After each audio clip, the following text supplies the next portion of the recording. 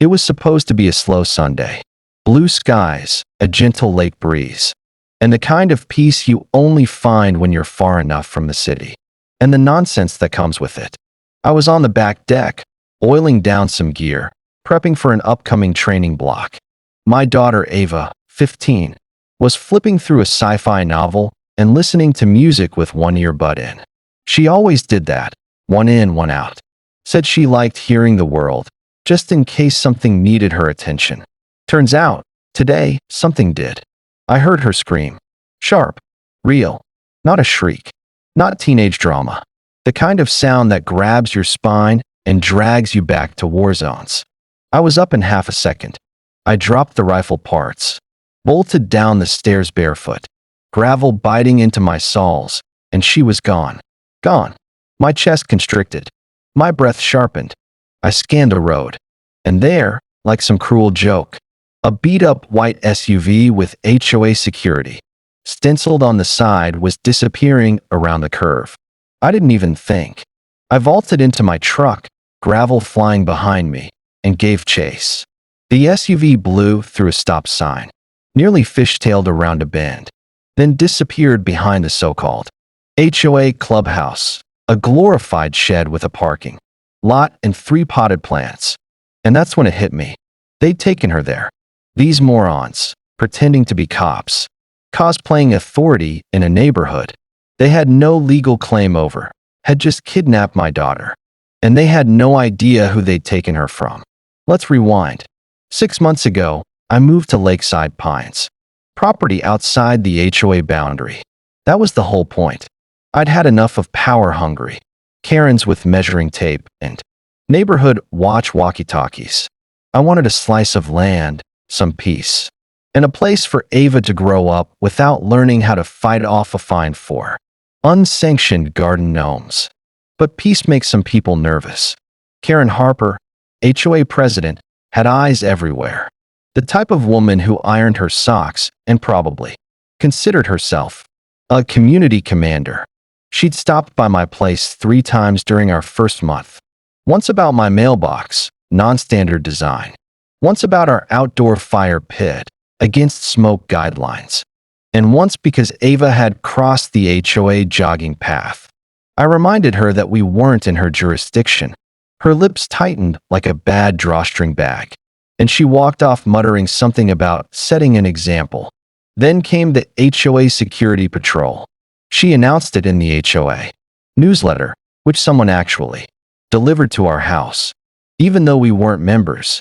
Her nephew Brad, a 28-year-old man-child with a goatee and a superiority complex, was leading the team.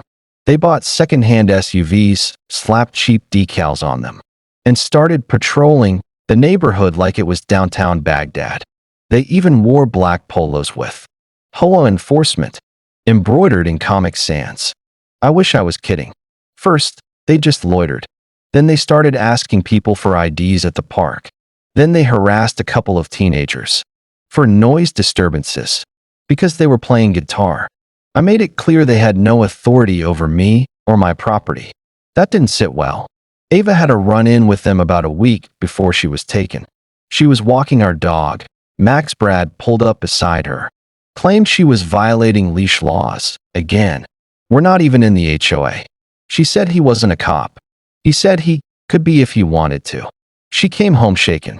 I installed hidden cameras around the property that night. Night vision.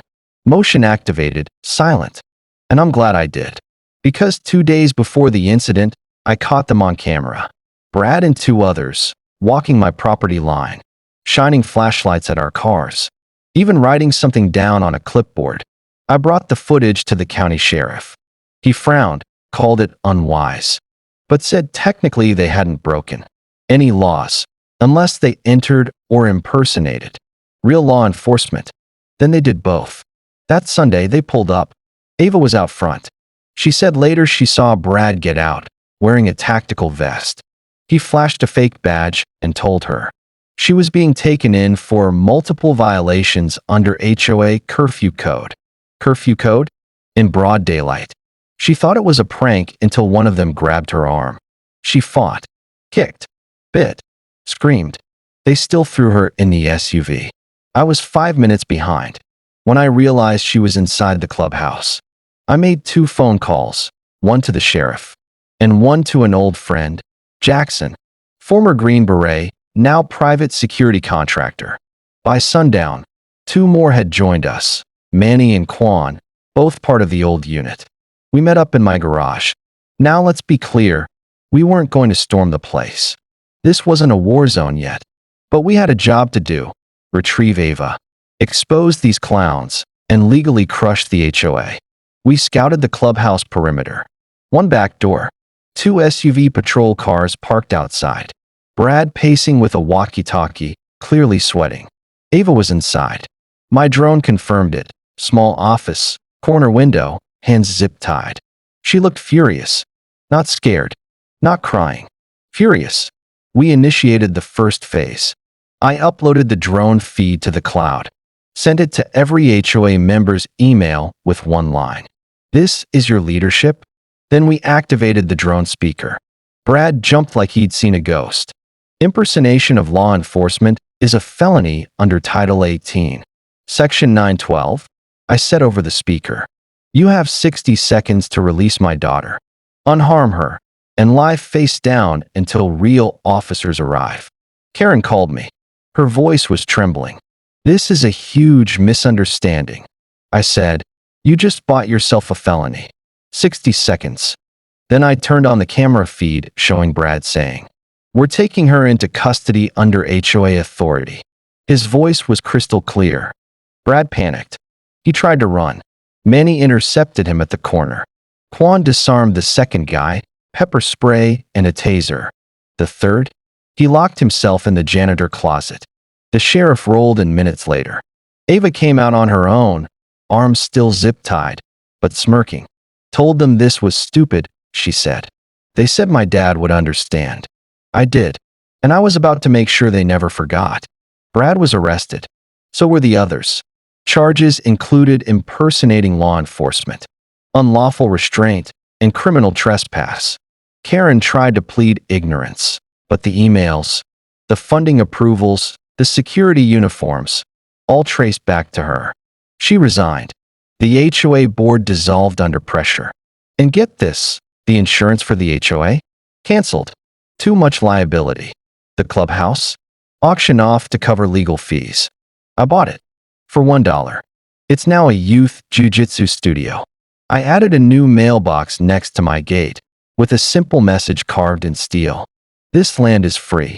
This family is trained. Choose wisely." Ava? She's back to reading on the porch. Still 1 earbud in, 1 out. But now she's studying Krav Maga. Her new belt test is next week. Sometimes I still get HOA newsletters. I hang them in the garage, next to my framed drone footage. A reminder that there are still people in this world who think power is something you fake until someone believes it. But there's one thing I know for sure. You don't fake your way past a Green Beret.